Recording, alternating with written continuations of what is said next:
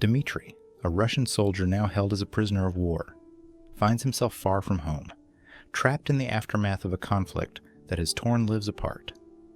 He claims he never wanted to fight, a reluctant conscript forced into a war he says wasn't his choice.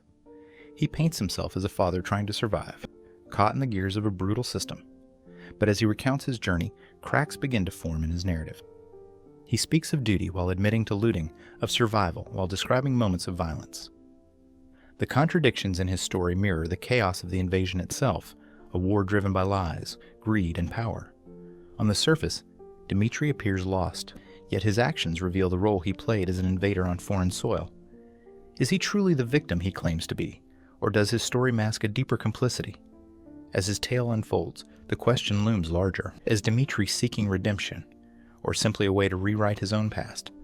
The invasion of Ukraine by Russian forces did not begin with tanks rolling across borders or missiles raining down on cities. It started long before, with words, stories, and lies carefully crafted to justify the unjustifiable. The Kremlin's propaganda machine laid the groundwork, painting a narrative of liberation and defense while concealing the greed and ambition driving the war. State-controlled media echoed claims of protecting Russian speakers and countering supposed threats from NATO. In reality, it was a campaign of manipulation, designed to rally citizens behind a conflict few truly understood. Dmitri, like countless others, was caught in this web of deception. A laborer from a modest Russian town, his world was far removed from geopolitics. But the stories he heard were impossible to ignore. Television broadcasts showed grainy footage of supposed atrocities, blaming Ukraine for oppressing its own people. Friends and neighbors repeated the rhetoric of a sacred duty to defend the motherland. Yet, none of it matched the reality Dmitri would face when he crossed into Ukrainian territory. The propaganda was relentless, appealing to patriotism and fear. Dmitri remembers hearing about the Nazis in Ukraine, a claim so pervasive it became accepted truth in many communities. He wasn't alone in being swept up by this narrative. For Dmitri, refusing the call to arms wasn't an option. Those who resisted were threatened with fines, imprisonment, or worse. The machinery of the state ensured compliance, turning ordinary citizens into soldiers for a war they didn't choose. By the time Dmitri found himself in uniform, the myths of glory and necessity had already begun to crumble. On the front lines, the reality was starkly different. He wasn't defending his homeland, he was invading another's. As the harsh Ukrainian winter set in, Dmitri began to see through the lies. The propaganda that led him there couldn't mask the destruction and suffering around him. The invasion wasn't just an act of aggression. It was an orchestrated effort to maintain power within Russia itself. The government stoked fears of external enemies to distract from internal corruption and discontent. People like Dmitri became tools of the state, sent to die for ambitions they would never benefit from. Yet, Dmitri's story is not unique. It's one of countless tales shaped by propaganda, coercion, and the devastating impact of a war that never should have been. In the fog of lies and half-truths, Dmitri stepped onto foreign soil, believing he was doing his duty. But now, as a prisoner in Ukraine, he's left to question everything he once thought was true. How did a father and laborer from a small town become part of an invasion that has left cities in ruins and families shattered?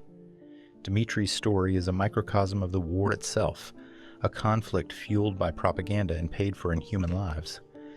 Dmitri's story is riddled with moments that demand deeper exploration, each a puzzle piece revealing the complexity of his life and choices. He speaks of a family he left behind, a wife and 2 young children, struggling to make ends meet in a small Russian town. His voice cracks when he recalls their final conversation before he left, a goodbye that wasn't supposed to be permanent. Was it duty to them or fear of reprisal that pushed him to pick up a weapon and march into a foreign land? The road to war was one Dmitri says he didn't want to take. He describes the knock on his door, the summons to the draft office, and the veiled threats that came with it. If you refuse, they told him, you'll face charges, maybe prison. What will happen to your family then?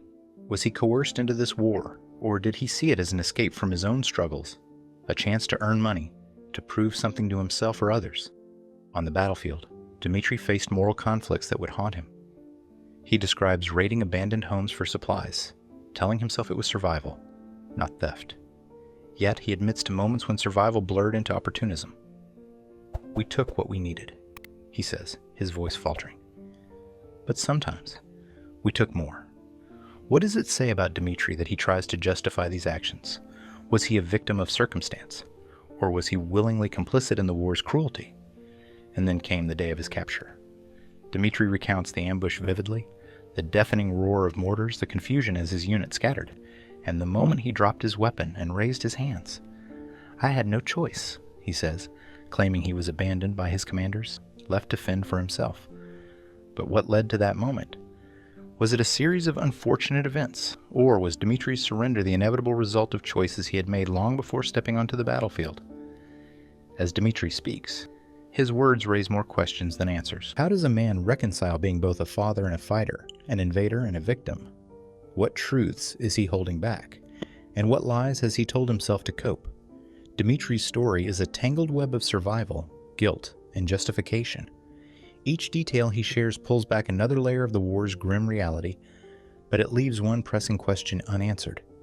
Who is the real Dmitri? A man trying to survive a system beyond his control, or an invader struggling to rewrite his role in an unjust war? Dmitri grew up in a small, quiet town in western Russia, a place where life moved slowly, almost as if untouched by time. The streets were lined with Soviet-era buildings, their peeling paint and crumbling facades a testament to the years of neglect. Yet, to Dmitri, this town was home, a place where everyone knew each other, and the days were punctuated by familiar routines. It wasn't a place of wealth or opportunity, but it was a place where he felt rooted. His family lived modestly in a 2-room apartment on the edge of town. His father, a factory worker, labored tirelessly to provide for them, often coming home with grease-stained hands and stories of broken machinery. Dmitri idolized his father's work ethic, even if it meant long hours and little time for play. His mother, on the other hand, was the glue that held the family together. She juggled part-time jobs as a cleaner and seamstress, all while managing the household with a sense of resourcefulness that Dmitri deeply admired. As a child, Dmitri's world was small but full of wonder. He loved the nearby woods, where he and his friends would spend hours building forts, climbing trees, and pretending to be explorers. Those woods were their escape from the realities of small-town life, a place where their imaginations could roam freely. Dmitri often brought back trinkets from his adventures, an oddly shaped rock, a handful of berries, or a bird feather, to show his parents. These treasures, insignificant to others, symbolized his boundless curiosity. In school, Dmitri was an average student. He excelled in practical subjects, like woodworking and mechanics, but struggled with the abstract nature of mathematics and literature. His teachers described him as diligent and respectful, a boy who worked hard even when the results didn't always show. His classmates liked him for his quiet humor and his willingness to lend a hand. Dmitri wasn't a leader, but he was someone people trusted. From a young age, Dmitri dreamed of a future where he could create something tangible, something lasting. He wanted to work with his hands, to build and repair. His father's stories about fixing factory machines fascinated him, and Dmitri often imagined himself becoming a skilled mechanic or carpenter. The idea of crafting something solid, something that could withstand time, gave him a sense of purpose. As he grew older, Dmitri's world began to change. The town's economy, already fragile, started to crumble. Factories closed, jobs disappeared, and hope became a scarce commodity. Dmitri saw neighbors leave for the cities, chasing opportunities that no longer existed in their small town. But for Dmitri, leaving wasn't an option. He stayed behind, taking whatever jobs he could find. He worked as a farmhand, a delivery driver, and a construction laborer, each role offering just enough to get by but never enough to move forward. When Dmitri met his future wife at a local festival, it felt like a bright spot in an otherwise bleak landscape. She was cheerful and optimistic, qualities that Dmitri felt he lacked. They quickly fell in love, and their marriage was a simple affair. Just close family and friends gathered in the town hall. For Dmitri, it was the start of a new chapter, one filled with hope and responsibility. Fatherhood came quickly. Dmitri often recalls the moment he held his first child, describing it as the happiest and most terrifying experience of his life. It was a joy unlike any other, but also a stark reminder of his duty to provide and protect. His family became his motivation, the anchor that kept him grounded even as the world around him seemed to fall apart. Life, however, wasn't kind to Dmitri. The jobs became fewer, and the money stretched thinner. He tried to shield his family from the worst of it, taking on extra shifts and odd jobs to keep food on the table. But the strain was evident. Dmitri sometimes lay awake at night, wondering if he was doing enough. if his children would grow up facing the same struggles he had endured. Despite the hardships, Dmitri found solace in small victories. The laughter of his children, the rare evenings spent with his wife, and the satisfaction of fixing something broken. These moments reminded him of what he was working for, even when the future seemed uncertain. Looking back, Dmitri describes his early life as ordinary, but the cracks in its foundation were always there. The struggles of his upbringing, the economic hardships, the lack of opportunities, the quiet desperation, laid the groundwork for the choices he would later make. It was a life that shaped him. But it also left him vulnerable to the promises and pressures that would eventually pull him far from the simplicity he once cherished. Little did he know that those pressures would lead him to a battlefield, far from the woods of his childhood, fighting a war that would change everything. Dmitri's life was a reflection of the quiet struggles that defined his small town and so many others like it across Russia. As a husband and father, he bore the weight of his family's needs on his shoulders, constantly striving to provide for them. His days were long, filled with hard labor at jobs that paid little, and his nights were restless as he worried about the future. The economy of his town, once sustained by a handful of aging factories, had all but collapsed. Those who stayed behind faced a stark choice: endure or leave. Dmitri chose to endure. Work was scarce and unstable. Dmitri moved from one job to the next, never staying long enough to build security. He would haul heavy loads at construction sites one month, then drive long hours delivering goods the next. When harvest season came, he worked on farms, helping gather crops for wages that barely covered the essentials. Each job added to the wear on his body, but Dmitri didn't complain. He often told himself that this was the price of being a good provider, a man who could be relied upon. The financial pressures were unrelenting. The bills piled up faster than he could pay them, and Dmitri had little left after buying groceries or paying for his children's school supplies. His wife did her best to stretch what they had, often sewing clothes by hand or bartering with neighbors. Despite her efforts, there were days when Dmitri came home to see her worrying over how to make ends meet. He hated those moments, the helplessness of knowing he couldn't give them more. The strain extended beyond money. Dmitri felt the weight of societal expectations pressing down on him. In his town, a man's worth was measured by his ability to provide and protect, and anything less was seen as failure. Dmitri carried that burden quietly, doing everything he could to meet those expectations. But no matter how hard he worked, it never seemed to be enough. There was always another bill, another need, another challenge. The war changed everything. When the draft notice came, Dmitri's first instinct was to refuse. The idea of leaving his family was unbearable, and he had no desire to fight in a war he didn't understand. But refusing wasn't a real option. The local authorities made it clear that men who resisted conscription would face steep fines, imprisonment, or worse. Dmitri heard stories of neighbors who had tried to hide, only to be dragged away in the dead of night. He feared the consequences not just for himself, but for his wife and children. How would they survive if he were jailed? The propaganda only made things harder. The television was filled with stories of patriotic duty, of the need to defend the motherland. Friends and neighbors repeated the same lines, pressuring Dmitri to do what they saw as his obligation. To them, refusal wasn't just cowardice. It was betrayal. Dmitri felt trapped, torn between his love for his family and the fear of what might happen if he didn't comply. When Dmitri finally reported for duty, it was with a heavy heart. He told himself it was the only way to protect his family, to ensure they would be safe and provided for. But deep down, he knew the war wasn't about defense or honor. It was about survival.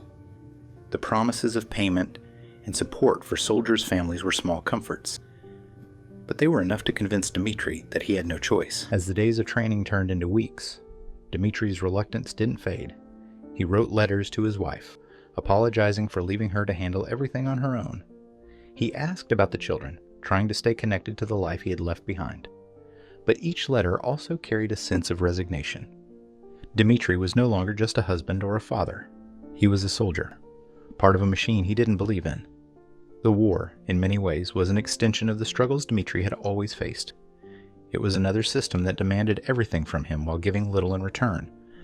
But unlike the jobs he had taken before, this wasn't about building or providing. It was about destruction. Dmitri knew this, and it filled him with a quiet despair. He often wondered if he would ever return to his family, or if he would become just another casualty in a conflict he never wanted to be part of. Looking back, Dmitri can see how the societal and economic pressures of his life led him to that moment. The weight of expectation, the lack of opportunity, the fear of punishment, all of it pushed him into a war that wasn't his to fight. Yet even now, as he sits in captivity, Dmitri struggles to reconcile his role as a father and provider with his actions as a soldier. The lines between duty and complicity, choice and coercion remain blurred. And in those blurred lines lies the tragedy of his story. When the call for mobilization came to Dmitri's small town, it wasn't an announcement of pride or unity. It was a chilling reminder of how little control ordinary people had over their lives. Like countless others, Dmitri received a formal summons to the local draft office. The letter was cold and impersonal, outlining his duty to serve, with no regard for his circumstances or desires. He stared at the paper, his mind racing with fear and anger. How could he leave his family behind? How could he go to war for a cause he didn't understand or believe in? At first, Dmitri resisted in small ways. He delayed his response to the summons, hoping that somehow the authorities would forget him. When friends and neighbors gathered to discuss the draft, Dmitri stayed silent, trying to avoid drawing attention to himself. He even considered hiding, retreating to the woods he had explored as a child. But he quickly dismissed the idea. The stories of men who had tried to evade mobilization haunted him. Men dragged from their homes in front of their families. Men imprisoned and shamed. The pressure from his community only made things worse. People whispered about those who didn't report for duty, calling them cowards and traitors. Some of Dmitri's neighbors even encouraged others to turn in those who resisted.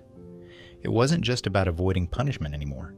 It was about preserving his reputation, his standing as a man who provided and protected. Dmitri felt the walls closing in, and with each passing day, his options seemed to dwindle. The authorities, however, didn't rely on whispers and threats alone. Dmitri received another notice, this one outlining the penalties for failing to comply. He could be fined an amount that would cripple his family's finances or face imprisonment. The letter emphasized that refusal was not just a legal violation, but an act of betrayal against the motherland.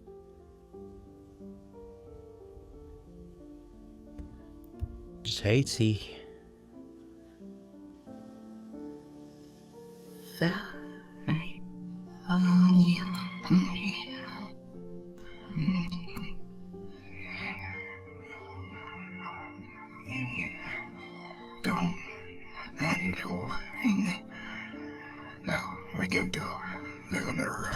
Dewey knew there weren't empty threats.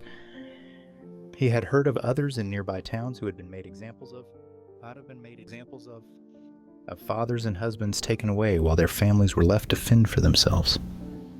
Dmitri's internal conflict deepened. Every instinct told him to stay, to protect his family by being there for them. But he also knew that refusing to enlist could have the opposite effect. What would happen to his wife and children if he were imprisoned or labeled a traitor? How would they survive without his income, as meager as it was? The propaganda he had dismissed as noise now echoed in his mind, planting seeds of doubt. Was he being selfish by resisting? Was it his duty to sacrifice for the greater good, even if he didn't believe in the cause? In his heart, Dmitri knew the answer. That didn't make the choice easier. He considered speaking to the local authorities, explaining his situation and asking for an exemption. But the stories of men who had tried this route only filled him with more dread. They had been dismissed, mocked, or told that their families would manage without them.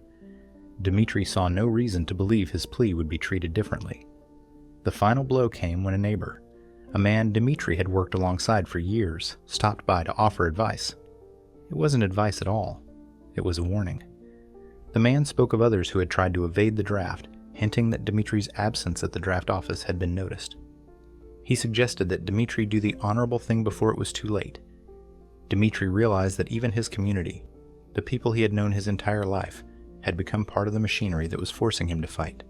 With no options left, Dmitri reported to the draft office. He felt hollow as he stood in line with other men from his town, many of them wearing the same resigned expression. The officials handed him a list of instructions and a date to report for training, treating him as just another name on a ledger. Dmitri wanted to scream, to demand answers, to refuse, but he stayed silent.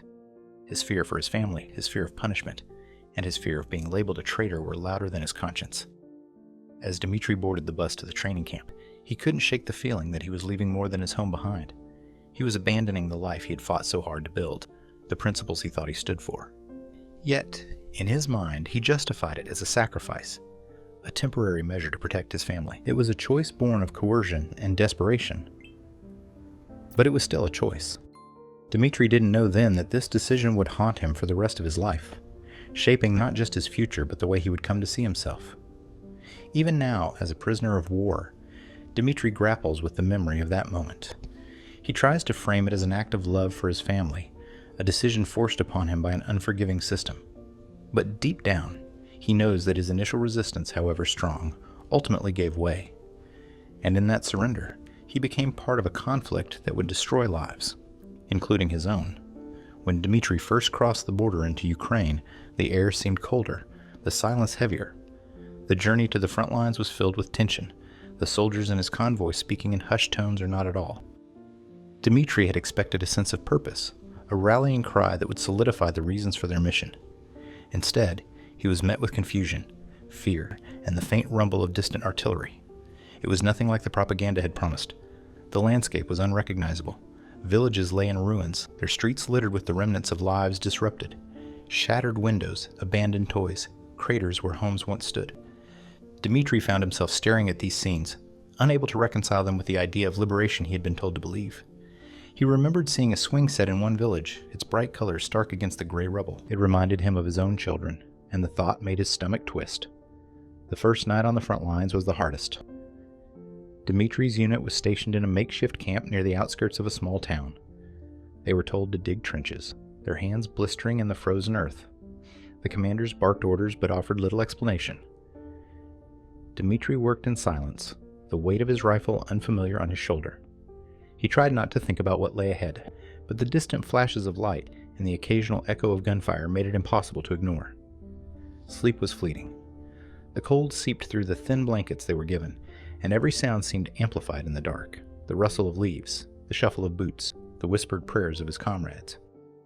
Dmitri found himself staring at the stars, trying to convince himself that this was temporary, that he would return home soon.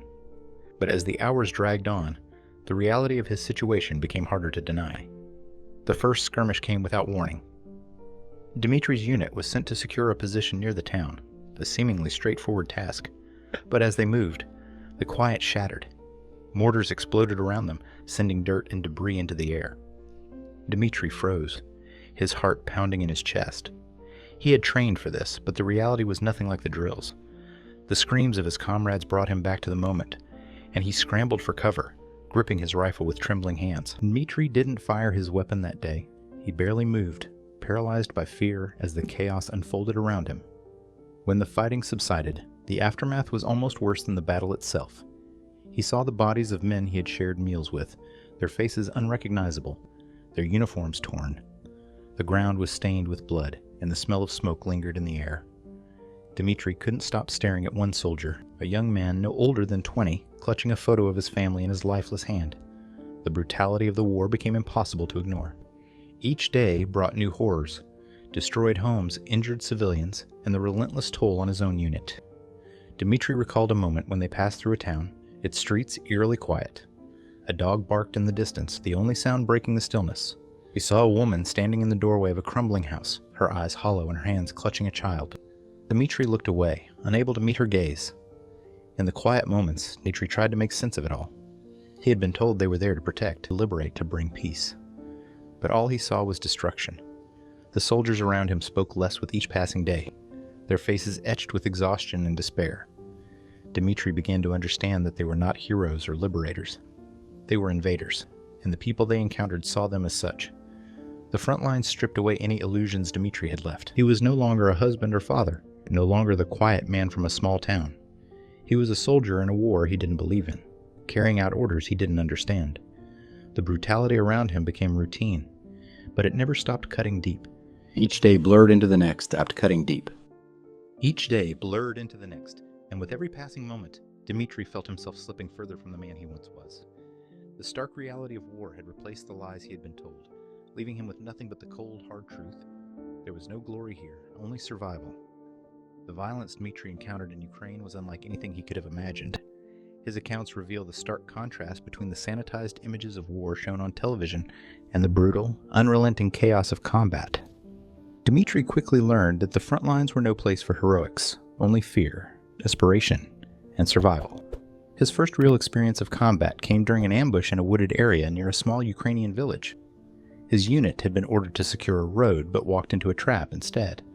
The sudden eruption of gunfire was deafening, bullets tearing through trees and thudding into the ground around him. Dmitri described the overwhelming confusion, shouts of commands he couldn't hear, the screams of wounded comrades, and the acrid smell of gunpowder filling the air. He dove into a ditch, clutching his rifle tightly, unsure whether to fire or wait. As the skirmish dragged on, Dmitri's terror gave way to numbness. He saw a soldier from his unit fall just feet away, a clean shot to the head. There was no time to react or grieve. The instinct to stay alive consumed him. Dmitri fired his weapon wildly, unsure if he hit anything or anyone, unsure if it mattered. By the time the ambush ended, the casualties were devastating. Bodies of both Russian and Ukrainian soldiers lay scattered across the muddy ground, their lives cut short in a conflict neither side had chosen. Dmitri's encounters with civilians were no less harrowing.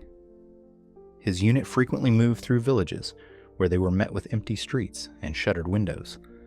The civilians who hadn't fled watched them with a mixture of fear and hatred.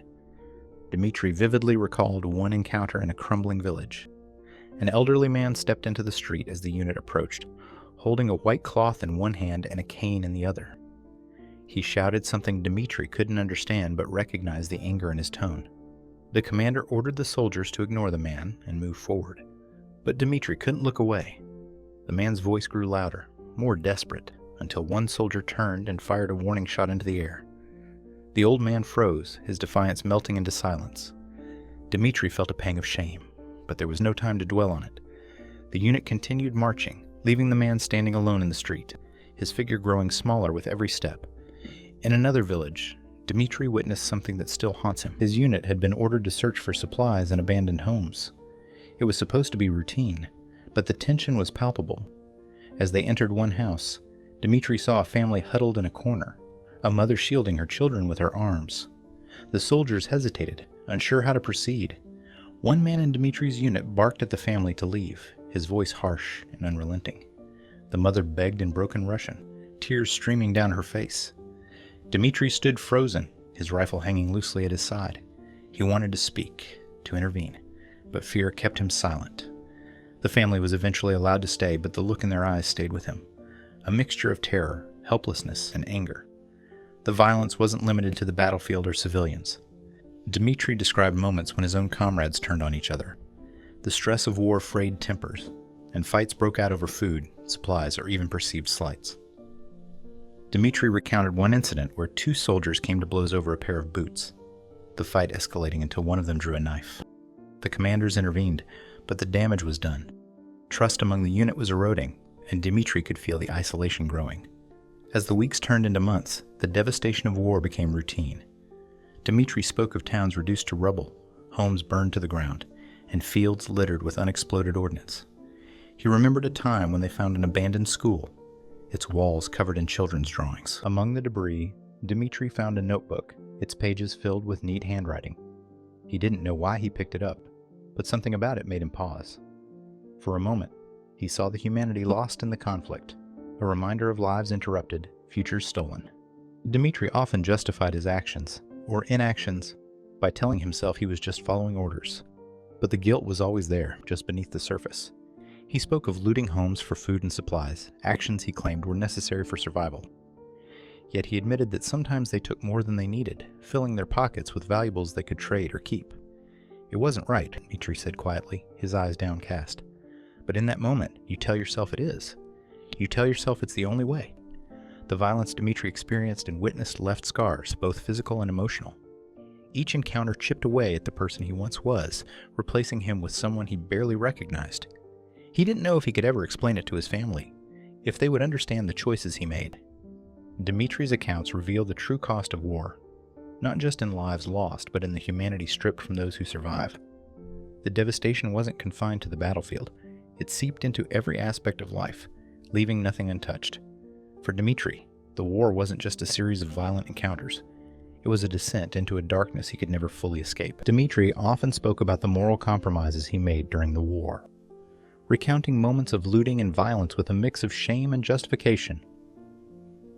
The war, he said, stripped away the veneer of normalcy and forced him to make choices he would never have considered in his previous life. "You tell yourself it's survival," he said, his voice low. "But deep down, you know it's more than that." One of Dimitri's most vivid memories was of ransacking abandoned homes. His unit was given tacit permission to take what they needed: food, water, clothing.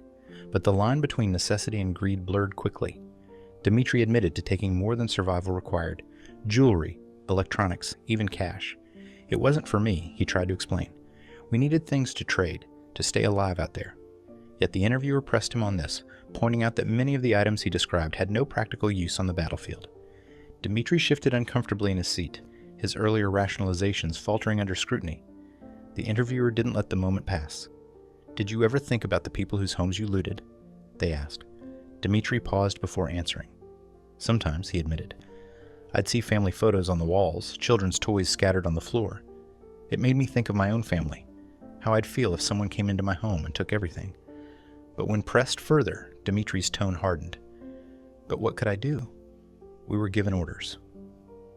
We had to survive." Dimitri also described instances of violence that weighed heavily on his conscience. He recounted a time when his unit detained a group of civilians suspected of aiding Ukrainian forces. The orders were clear: intimidate them, extract information, and move on. Dimitri said he didn't participate in the physical violence, but stood by as his comrades beat the men and threatened them with weapons. "I didn't lay a hand on anyone," he insisted. "But I didn't stop it, either." The interviewer seized on this, asking whether his inaction made him complicit. Dimitri's response was defensive. "What could I have done? If I spoke out, I'd be next." The interviewer's commentary cut through Dimitri's justifications. They pointed out the inconsistency in his narrative, how he alternated between portraying himself as a powerless pawn and someone who made active choices. "You say you were just following orders," they said, "but didn't you choose to take the valuables? Didn't you choose to stay silent while others were hurt?" Dimitri had no answer, his silence more telling than anything he could have said. There were also moments when Dimitri's justifications bordered on denial. He described witnessing the destruction of a village by artillery fire, the houses reduced to rubble and the streets littered with debris. "We didn't target civilians," he claimed. "It was their fault for being there, for not leaving." The interviewer didn't let this slide. "Did you ever stop to think about why they didn't leave? Where could they have gone? How could they have survived?" Dimitri faltered, his attempt to rationalize the situation collapsing under the weight of the interviewer's questions. The interviewer's commentary often highlighted the contradictions in Dimitri's story. For every instance where he claimed to have no choice, they pointed out moments where he clearly made one.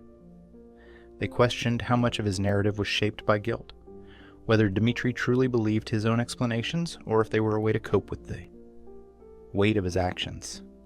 Even Dimitri's moments of remorse were complicated. He described finding a child's drawing in the rubble of a home his unit had shelled. The drawing depicted a family smiling under a bright sun. Dimitri said it reminded him of his own children, of the life he had left behind. "I kept that drawing," he said, his voice breaking. "It made me think about what I was doing, who I had become." The interviewer pressed him. "Did it make you stop?" Dimitri's answer was a quiet admission of defeat. "No," he said. "It didn't." As the interview unfolded, Dimitri's rationalizations unraveled further. The interviewer pointed out that while war dehumanizes everyone it touches, it doesn't absolve individuals of responsibility. "You made choices, Dimitri," they said. "You chose to take what wasn't yours. You chose to stand by while others suffered. And now, you're choosing how to tell your story. Are you telling the truth? Or just what you want to believe?" Dimitri's breakdown of morality wasn't just about what he did. It was about how he justified it, how he lived with it. His attempts to explain himself revealed a man grappling with guilt and denial, caught between the horrors of his actions and the need to survive. But as the interviewer pointed out, survival doesn't erase accountability. Dimitri's story is a stark reminder of how war erodes not just lives, but the moral fabric of those who fight it.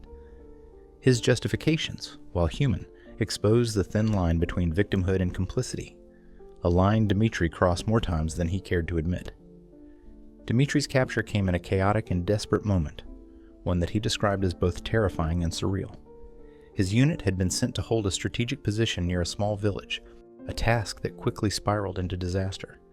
Ukrainian forces launched a precision attack, overwhelming their defenses with mortars and small arms fire. Dmitri remembered the deafening explosions, the screams of his comrades, and the sight of smoke rising against the gray sky. As the lines broke, his commanders were nowhere to be found. "They abandoned us," he said. "They left us to figure it out on our own, with no orders and dwindling ammunition." Dmitri made a choice he had never imagined. He dropped his rifle and raised his hands.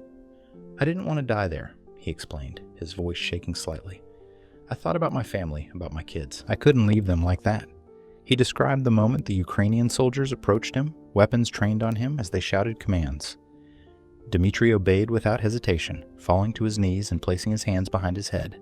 He expected the worst, a bullet, a beating. But instead, he found himself spared. The treatment Dmitri received in those first moments of captivity surprised him. The Ukrainian soldiers searched him for weapons and documents, their movements efficient, but not cruel. One soldier even offered him a drink of water, an act Dmitri hadn't expected. "They didn't treat me like I was the enemy," he said. "Not in the way I thought they would." This unexpected humanity was unsettling, conflicting with the narrative he had been fed about the so-called Nazis he was supposed to be fighting. As he was escorted from the battlefield, Dmitri saw the remnants of the destruction his unit had left behind.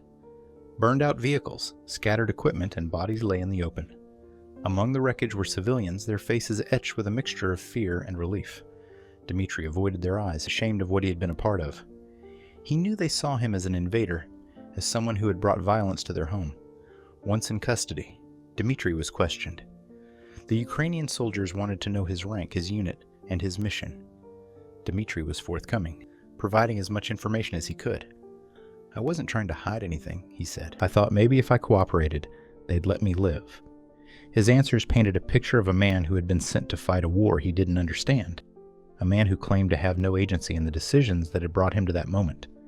From the beginning, Dmitri framed himself as a victim. He described how he had been conscripted against his will, how his commanders had abandoned him, how he had only followed orders. "I told them I didn't want to be there," he said. "I told them I just wanted to go home." The interviewer later reflected on this narrative, noting how Dmitri seemed eager to distance himself from responsibility. "He talks about being a victim," they said. "But what about the people in that village? What about the lives he helped destroy?" Despite Dmitri's attempts to portray himself in a sympathetic light, cracks in his story began to show. He spoke of his reluctance to fight, but admitted to participating in raids and securing positions.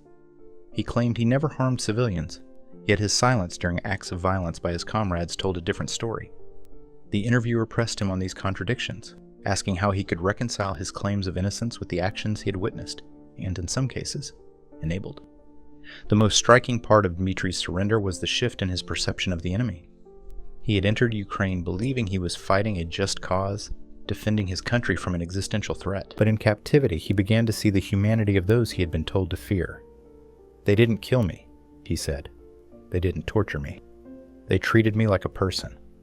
This realization shook Dmitri, forcing him to confront the lies that had brought him to war. As Dmitri sat in a Ukrainian detention facility, the reality of his situation sank in. He was no longer a soldier but a prisoner, his fate uncertain. He spent his days reflecting on his choices, grappling with the guilt of his actions and the relief of being alive. He continued to tell his story as one of coercion and survival, clinging to the hope that others would see him as he wanted to be seen, not as an invader, but as a man caught in a system beyond his control. For the Ukrainian forces who captured him, Dmitri was one of many. Another soldier, another prisoner, another piece in the larger tragedy of war. But for Dmitri, that moment of surrender marked the beginning of a profound reckoning, a confrontation with the man he had become and the choices he had made. It was a moment that would define his narrative, both for himself and for those who heard his story.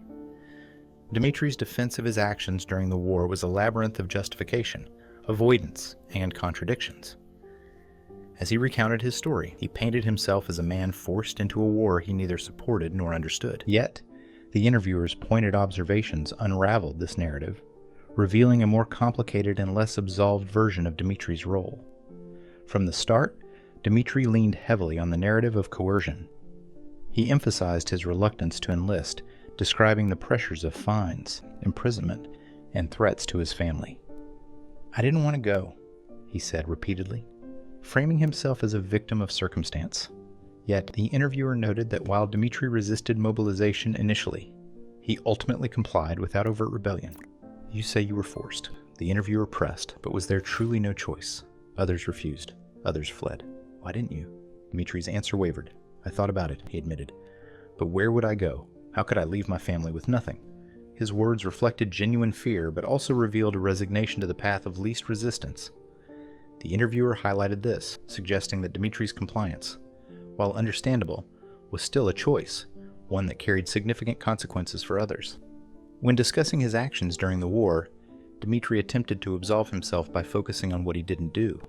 He claimed he had never fired at civilians, never looted for personal gain, and never participated in the more egregious acts of violence committed by some of his comrades. I wasn't like them, he insisted. I just wanted to stay alive. However, the interviewer pushed back, pointing out the passive role Dmitri described during key moments. You may not have acted, they said, but you didn't intervene either. You stood by and allowed it to happen. Does that make you innocent? Dmitri struggled to answer. His silence spoke volumes, as did his attempts to redirect the conversation to his own suffering. He detailed the harsh conditions he endured, the cold nights, the hunger, the fear of death. We were just trying to survive, he said. The interviewer didn't dismiss these hardships, but questioned how they justified his complicity. Survival is human, they said. But does it excuse everything? What about the people who couldn't survive because of your actions or inactions? One of the most glaring contradictions in Dmitri's defense was his attempt to portray himself as a man with no power, swept along by forces beyond his control. He described his commanders as ruthless and indifferent, issuing orders with no regard for morality or humanity. Yet, at other points, Dmitri spoke of moments where he made decisions, choosing to loot homes for supplies, choosing to stay silent when civilians were mistreated, choosing to follow orders even when he knew they were wrong. The interviewer highlighted these contradictions, asking Dmitri to reconcile his claims of helplessness with the agency he demonstrated in those moments. You say you had no choice, they said. But you made choices. You decided to take things that didn't belong to you. You decided to follow orders without question.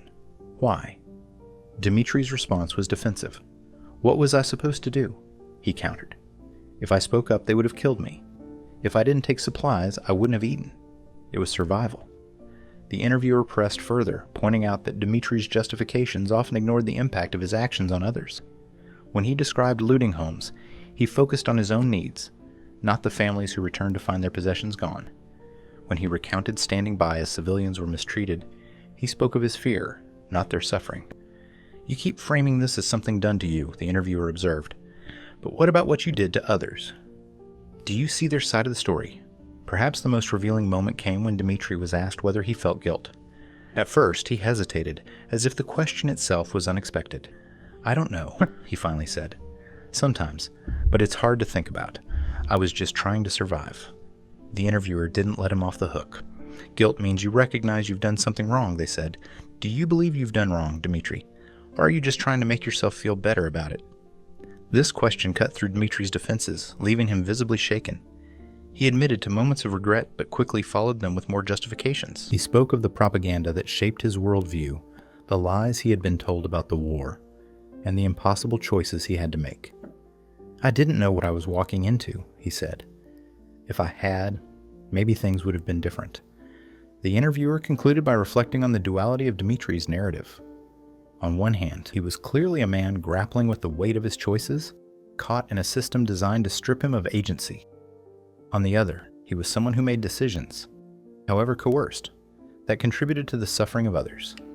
You want us to see you as a victim, they said. But do you see the victims of your actions? Do you understand the role you played in their suffering? Dmitri's defense, while heartfelt, was riddled with contradictions and gaps. It revealed a man trying to reconcile the irreconcilable, to find some semblance of innocence in a situation where none existed. His attempts to deflect responsibility only underscored his complicity, a truth he seemed unwilling, or unable, to fully face. And in that truth lies the complexity of Dmitri's story. A man caught between survival and morality, victimhood and guilt, choice and coercion. Dmitri's narrative was riddled with contradictions, each one revealing deeper truths about the moral weight he carried and the choices he tried to justify. While he often framed himself as a powerless pawn in the war, The cracks in his story showed a man grappling with the reality of his actions, a struggle that neither absolved him nor fully condemned him. One of the most glaring contradictions was Dimitri's repeated claim that he had no choice in participating in the war. He described the draft as an unbreakable chain, reinforced by threats to his family, fines, and imprisonment. Yet, the interviewer pointed out that some men in his town had fled or refused to serve, risking everything to avoid being part of the conflict. When asked why he didn't do the same, Dimitri fell silent before offering a weak defense. "I couldn't leave my family with nothing." Running wasn't an option. The interviewer pressed further, challenging Dimitri's belief that staying was the only way to protect his loved ones. "But by going, didn't you leave them behind anyway?" they asked. Dimitri shifted uncomfortably, acknowledging the paradox but still insisting he had no better choice. This contradiction exposed the fear and pragmatism that drove his decision, revealing a man torn between survival and moral clarity. Another contradiction lay in Dimitri's descriptions of his role in the war. He often portrayed himself as an unwilling participant, someone who simply followed orders to stay alive. But his actions told a more complex story. Dimitri admitted to looting homes, though he framed it as a necessity. "We needed food, clothes, anything to survive," he said. Yet the interviewer pointed out that many of the items Dimitri described, jewelry, electronics, even cash, had little to do with survival. "You weren't just taking what you needed," they observed. "You were taking what you wanted." When confronted with this, Dimitri's response was defensive. He claimed it wasn't for personal gain, but for trade and barter, a means of getting by in a war zone. But the interviewer's commentary cut through this justification. "Even if that's true, did you think about the people you were stealing from? The families who returned to find their homes stripped of what little they had left?" Dimitri struggled to answer, his silence a stark contrast to his earlier justifications. The contradictions extended to Dimitri's accounts of violence. He insisted that he never directly harmed civilians, emphasizing his reluctance to fire his weapon outside of combat. Yet, when questioned about instances where civilians were mistreated by his unit, Dimitri admitted he stood by and said nothing. "I didn't participate," he said, his tone defensive. "I didn't want to."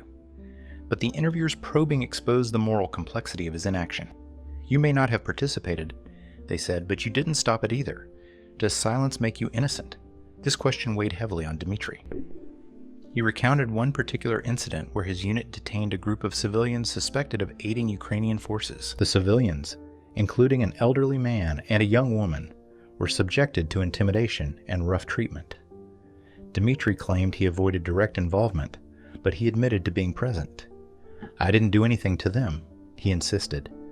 The interviewer countered, "But you didn't do anything to stop it, either. Can you really say you weren't complicit?" Dimitri's attempts to distance himself from responsibility revealed a deeper struggle with guilt. He spoke about the propaganda that shaped his worldview, how he had been told he was fighting to protect his country. But as the interviewer noted, Dimitri's actions in Ukraine were not defensive. They were part of an invasion. "You say you believed you were defending your homeland," they said. "But how do you defend your homeland on someone else's soil?" This contradiction forced Dimitri to confront the larger moral implications of his role in the war. He began to acknowledge the lies he had been told, and the lies he told himself to cope. "At first, I thought we were doing the right thing," he said quietly. "But after seeing what I did, I don't know anymore." The interviewer's insights highlighted the gap between Dimitri's intentions and the consequences of his actions. They pointed out how his narrative often shifted blame to his commanders, to the propaganda, to the circumstances, while glossing over his own agency. "You talk about what was done to you," they said. "But what about what you did?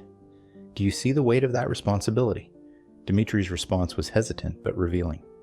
"I think about it," he said. "Sometimes I think about the people we hurt, the homes we destroyed. I didn't want to be there, but I was. And I can't change that." It was one of the few moments where Dimitri fully admitted the moral weight of his actions, though it was clear he still struggled to accept it. The interviewer concluded by reflecting on the complexity of Dimitri's story. They noted that while he was undoubtedly a victim of a coercive system, he was also an active participant in its violence. His attempts to deflect responsibility, while human, couldn't erase the impact of his choices. "You say you had no choice," they said, "but choices were made. By you, by your commanders, by the system that sent you to war. The question is, what will you do with that responsibility now?" Dimitri's contradictions and the truths they uncovered painted a picture of a man grappling with guilt, denial, and the weight of his actions. His story wasn't one of clear innocence or absolute guilt, but of the blurred lines that define human behavior in war. It was a reminder that while survival may explain certain choices, it does not erase the moral consequences they carry. For Dimitri, those consequences would remain long after the war ended, a testament to the cost of his participation in an unjust conflict. The war didn't start for Dimitri the day he was drafted or when he crossed the border into Ukraine. It began long before, in his living room, with the steady hum of the television. Russian propaganda seeped into his life slowly, weaving its way into the conversations of his neighbors, the posters in his town, and the promises of officials. For Dimitri, as for so many others, the war was justified before it even began, a narrative carefully constructed by those in power to secure compliance and suppress dissent. The messaging was relentless. Dimitri recalled watching state news channels that painted Ukraine as a nation overrun by extremists, where Russian-speaking citizens were supposedly oppressed and in desperate need of liberation. "They called it our duty," he said, shaking his head, "to protect our brothers, to defend our culture." He admitted that, at first, he believed it. How could he not? Every channel echoed the same story, every anchor spoke with certainty, and every politician proclaimed the righteousness of the cause. The propaganda didn't just create a justification for war, it created a moral imperative.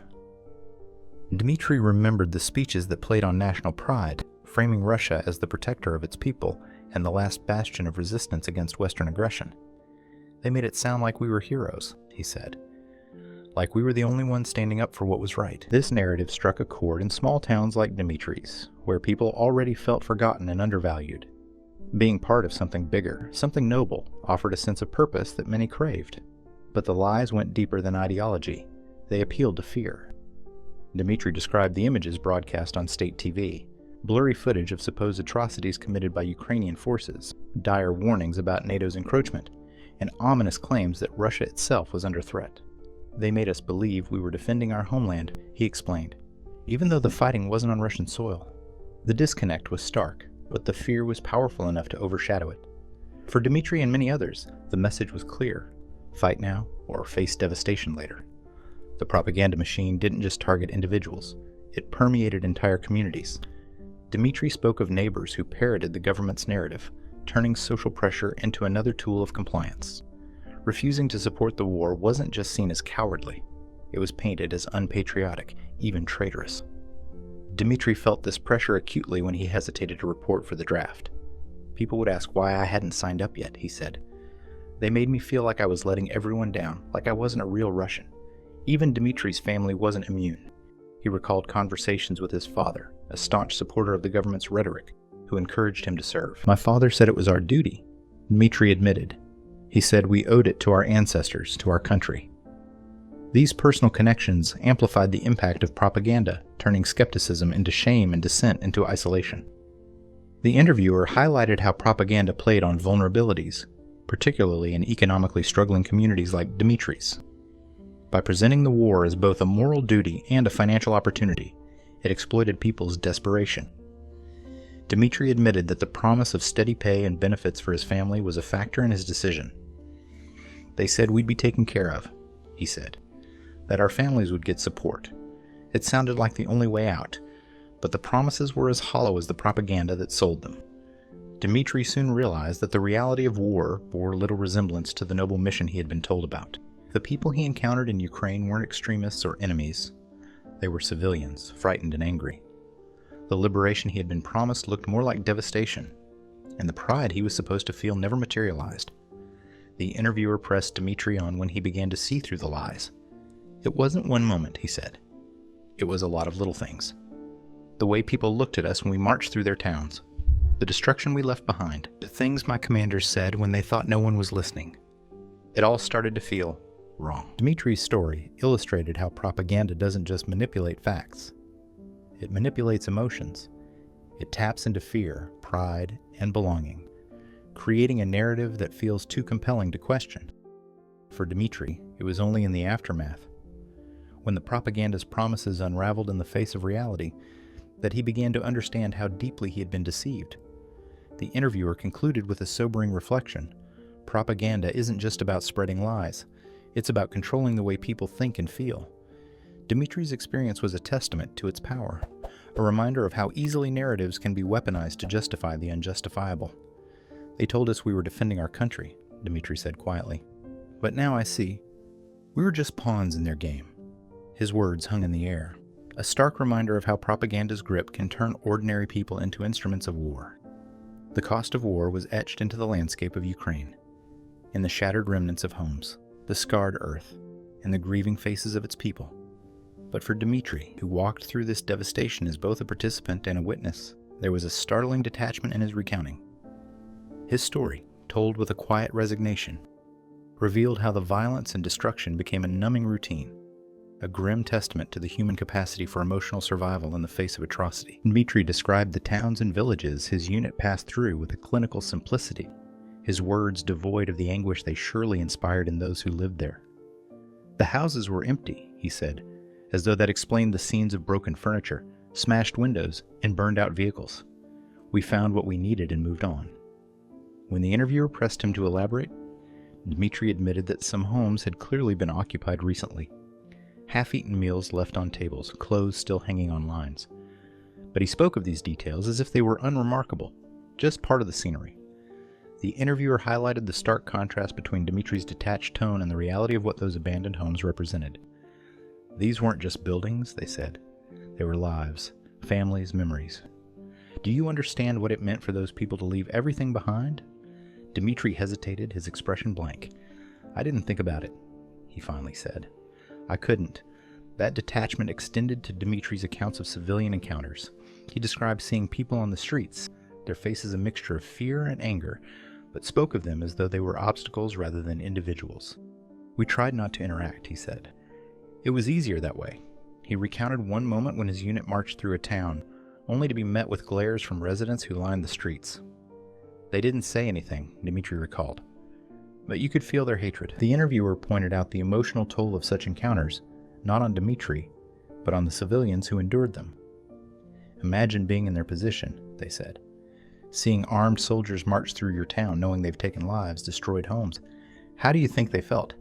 Dmitry didn't respond immediately, his silence speaking volumes. When he finally answered, his words were measured. I guess they hated us. But we didn't have a choice. We were following orders. The physical destruction Dmitry witnessed was immense. He described entire towns reduced to rubble, their streets littered with debris, and the remnants of lives disrupted. There were craters everywhere, he said, recalling the aftermath of artillery strikes. Sometimes you'd see cars flipped over, buildings half collapsed. It looked like a scene from a movie, but the interviewer pressed him to move beyond the surface-level observations. What about the people? Dmitry, they asked. What did you see in their faces? Dmitry's response was strikingly detached. He described civilians huddled in basements, children clutching their mothers, elderly men staring blankly at the ruins of their homes. They looked tired, he said simply. The interviewer pushed harder. Tired, or terrified, angry, broken. Dmitry paused, as though he hadn't considered the question before. Maybe all of that, he admitted. But what could I do? I couldn't stop the war. One of the most jarring contrasts came when Dmitry described the aftermath of a strike on a school.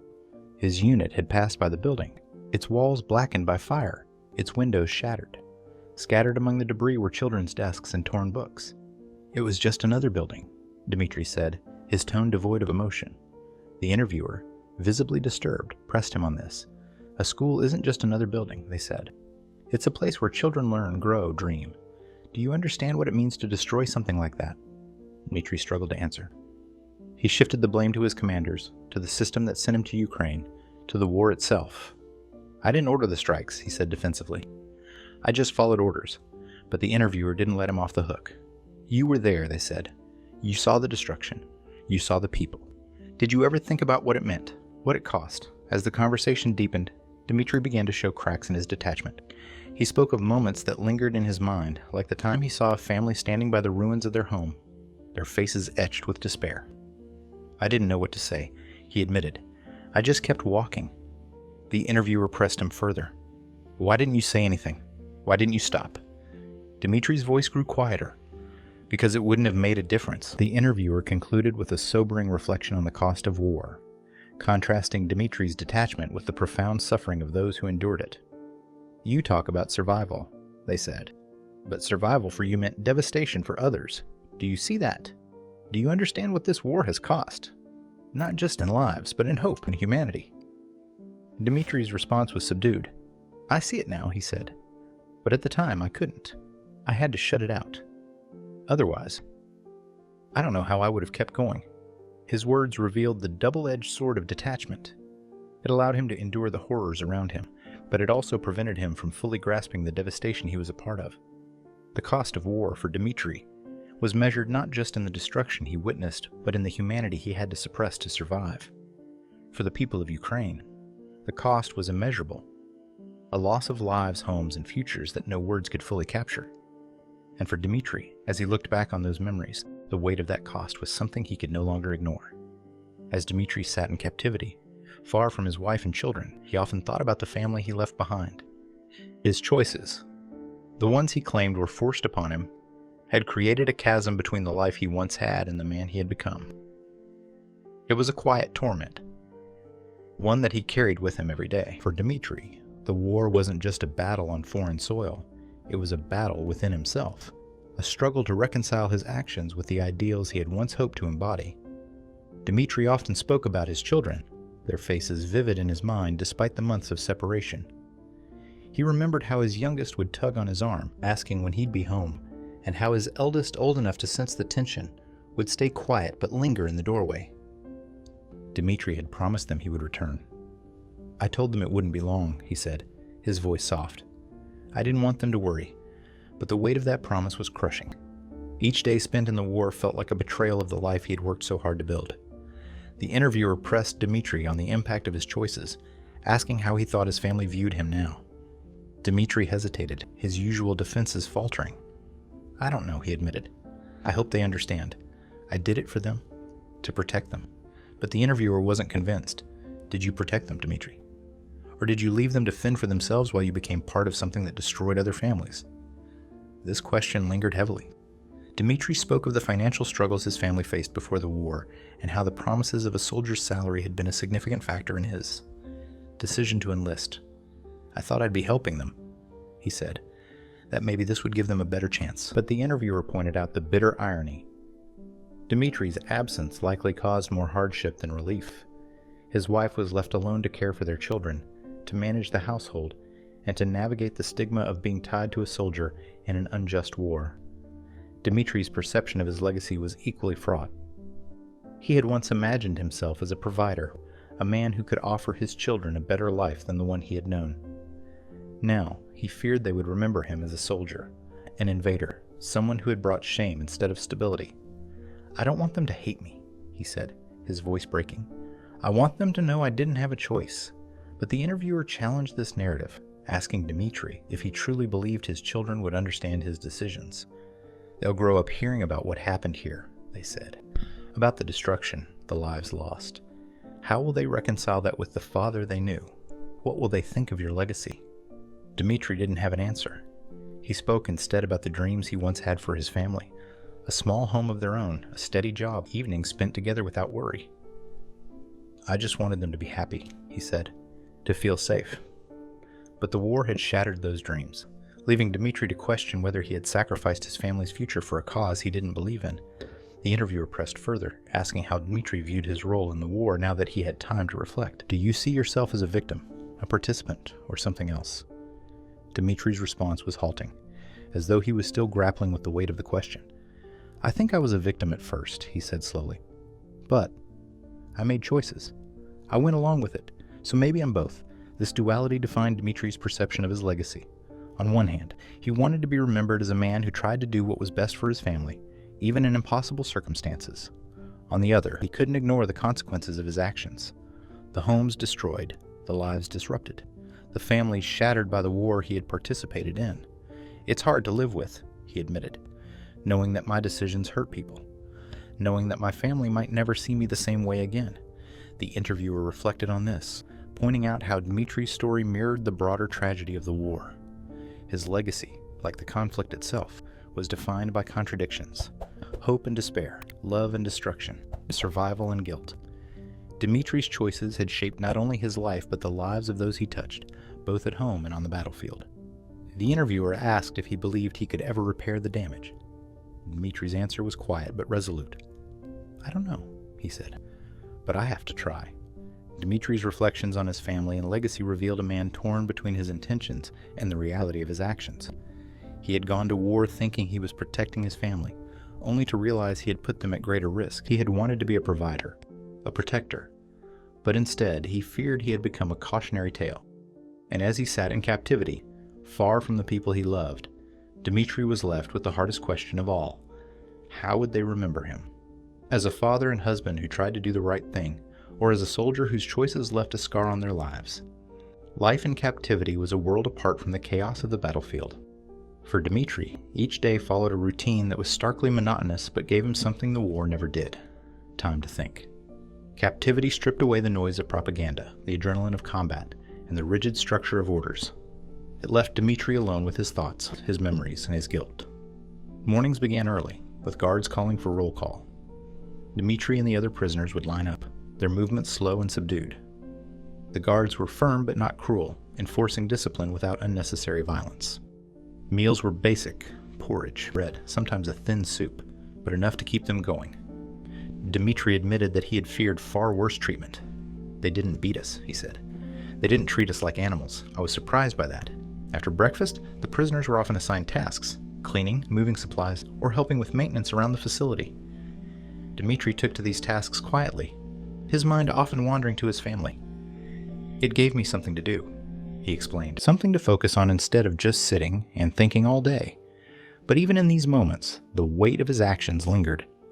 Every task, every step, felt like penance for a role he couldn't undo. The afternoons were quieter, with prisoners left to their own devices. Dimitri would sometimes talk with others, exchanging stories about their lives before the war. These conversations were both a comfort and a reminder of what they had lost.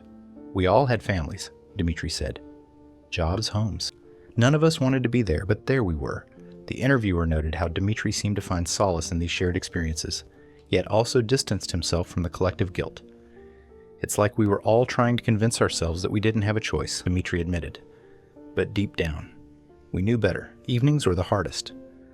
The stillness of the night left Dimitri alone with his thoughts, and it was during these moments that his reflections became the most intense.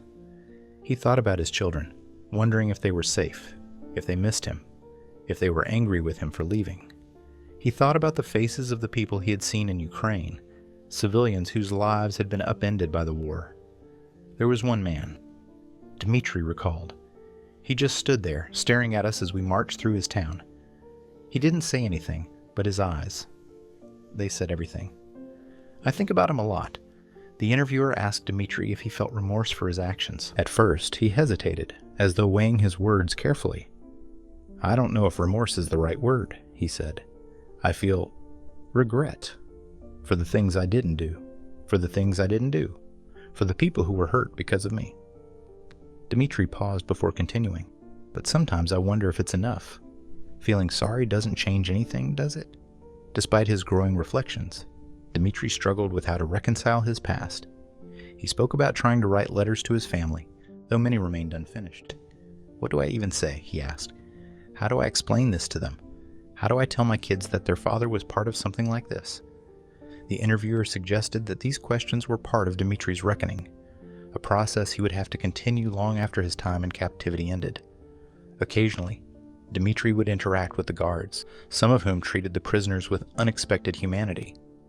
He described one guard who asked about his family and shared a story about his own children. "It made me think about how we're all just people," Dimitri said, "caught in something bigger than us, something we can't control."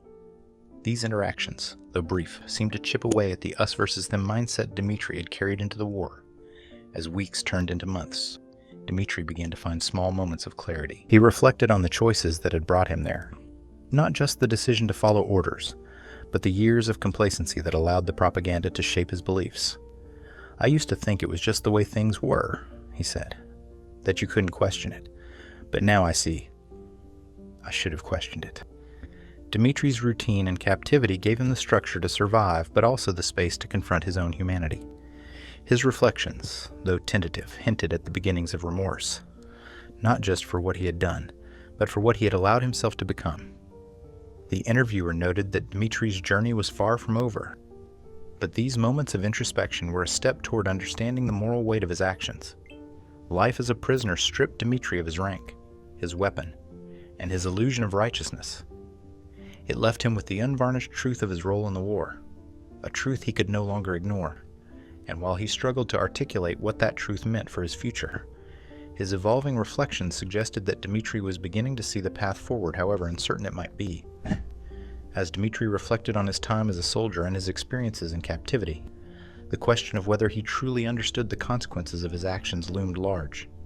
His words, often measured and reflective, revealed a man grappling with guilt, justification, and the enormity of what had transpired. Yet, the depth of his understanding remained uncertain, shaped by the complexity of his circumstances and the narrative he sought to construct for himself. When asked directly what he had learned from his role in the war, Dmitri hesitated. "I've learned that war isn't what they tell you it is," he said finally.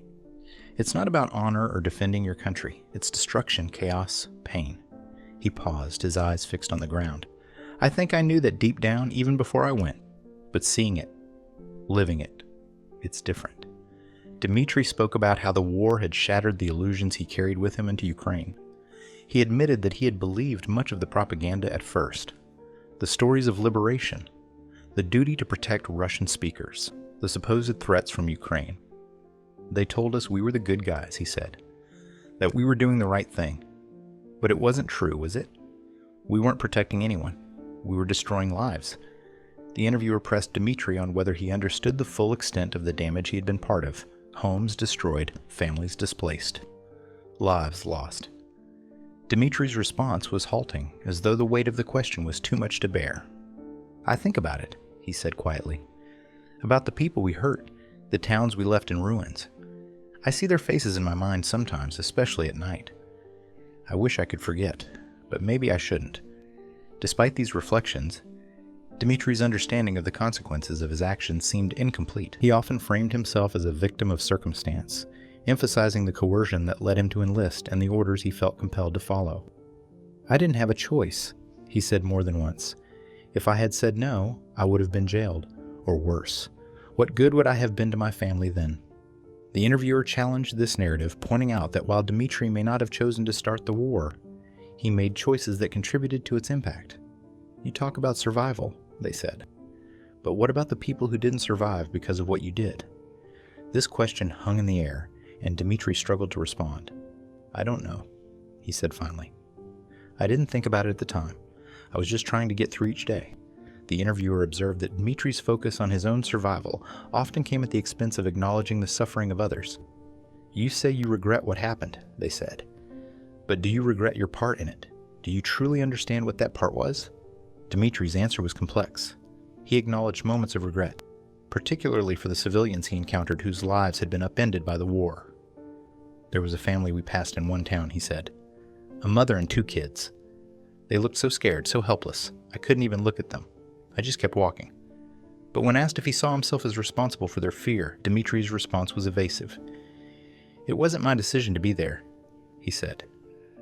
"I was following orders." The interviewer noted that Dmitri's reflections often stopped short of full accountability.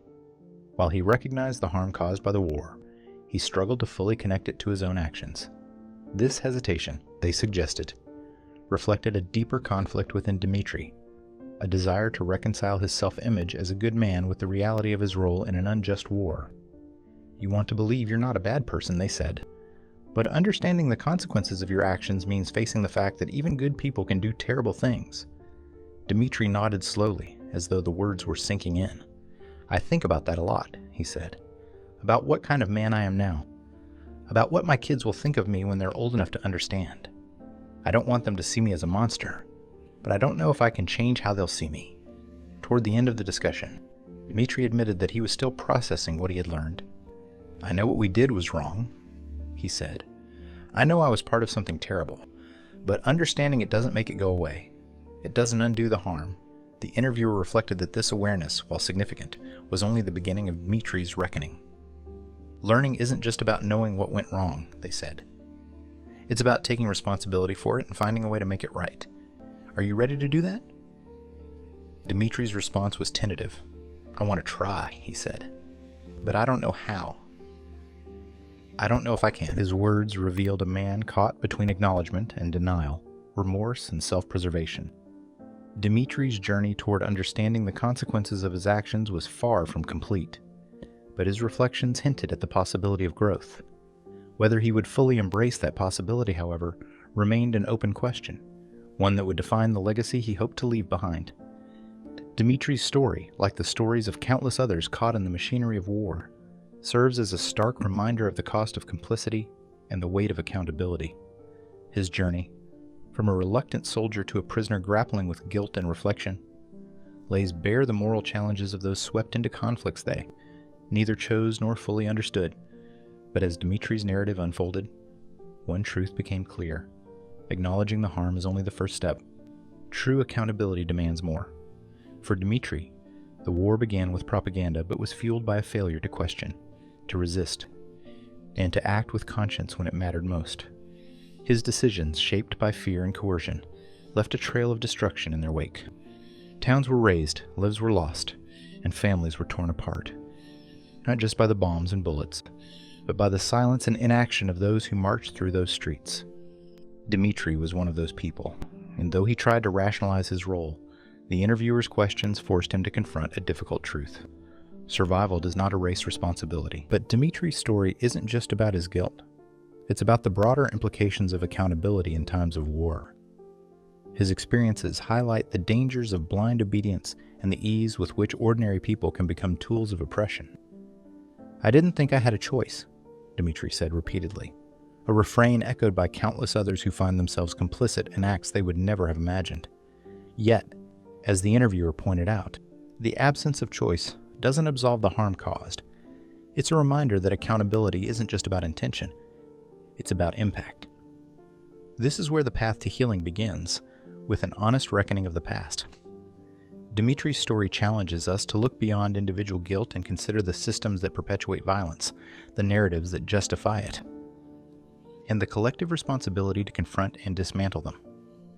For Dimitri, taking accountability means acknowledging his part in the war's devastation, not just to himself, but to the people he harmed, the family he left behind, and the future he hopes to rebuild. But accountability is not just Dimitri's burden to bear. It's a call to all who play a role in conflicts, directly or indirectly.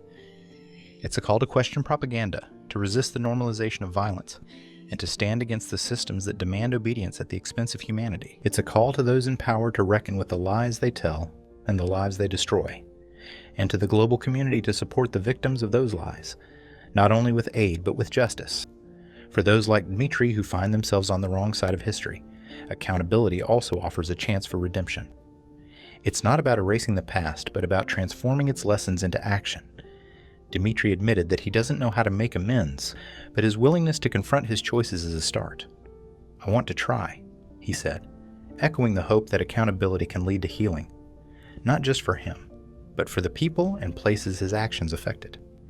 The interviewer reflected on the broader implications of Dimitri's story, drawing a line between personal responsibility and collective healing. Wars aren't just fought with weapons, they said. They're fought with stories, with ideas, with silence. Breaking the cycle means holding ourselves and others accountable, not just for what we do, but for what we allow to happen. Dimitri's journey is far from over, but his reflections remind us that healing begins with truth. It's a truth that doesn't excuse or erase, but one that builds a foundation for change. For Dimitri, it's a truth he must carry as he moves forward, a reminder of the cost of his actions and the responsibility to ensure they are not repeated. As his story comes to an end, Dimitri's final words resonate beyond his individual experience. "I don't know if I can fix what's been done," he said, "but I can try to be better, to do better. That's all I have left." In those words lies a message for us all. Accountability is not an endpoint, but a beginning. It's a challenge to face the uncomfortable truths of our past, to seek justice for those who have suffered, and to rebuild a future where those mistakes are not repeated. Dimitri's story is a call to action, not just for him, but for anyone willing to listen.